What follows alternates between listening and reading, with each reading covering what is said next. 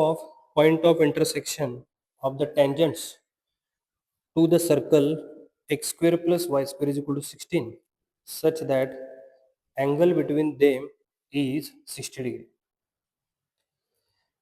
हा जो क्वेश्चन आहे बघा आता लोकसचा प्रॉब्लेम दिलेला आहे.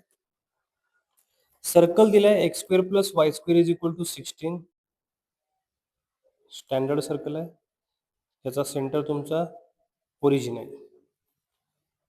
याला दोन टँजन्स ड्रॉ केल्यात. ठीक आहे. आणि त्या दोन टँजंट्स मधील अँगल आपल्याला 60 डिग्री दिलेला आहे. समजा या सेंटर पासून या पॉइंट ऑफ इंटरसेक्शन पर्यंत एक लाईन ड्रॉ केली तर हा अँगल तुमचा 30 डिग्री होऊन जाईल. आणि जो इंटरसेक्शन पॉइंट आहे तोच तुमचा लोकसचा पॉइंट आहे. म्हणजे तो आपण एच कॉमा के कन्सिडर करूया. ओके, बघा परत आता सेंटर पासून टँजंट दिसला तर आपण त्याच्यावर एक परपेंडिक्युलर ड्रॉप करतोय. इथून पण एक परपेंडिक्युलर ड्रॉप केला तर हा 90 डिग्री होऊन जाईल. लेट्स से एम एन आणि हे ओ झालं.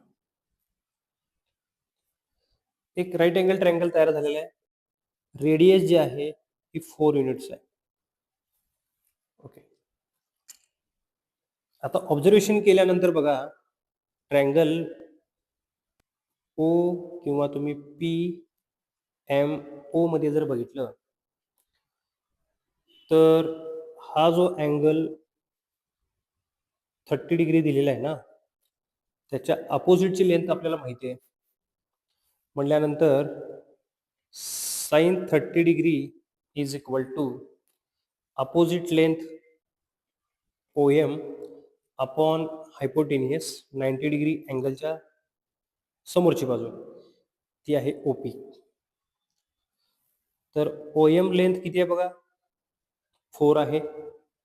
व्हॅल्यू पुट करूया. साइन 30 किती येणार आहे 1/2 4 अपॉन ओपी. ह्याच्यातून तुम्हाला ओपीची लेंथ मिळेल 8. ओके, ओपी लेंथ 8 मिळाली. आता ओ पॉइंट माहित आहे, पी पण पॉइंट माहित आहे जो लोकसचा पॉइंट आहे.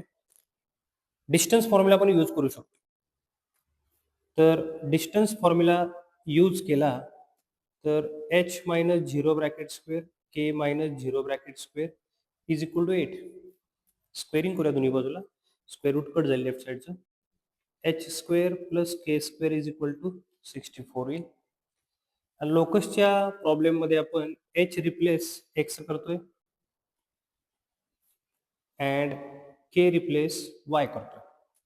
मग रिप्लेस केल्यानंतर बघा x square plus Y square is equal to 64 असं लोकसचं आपल्याला इक्वेशन मिळून जाईल. That is option number B is correct.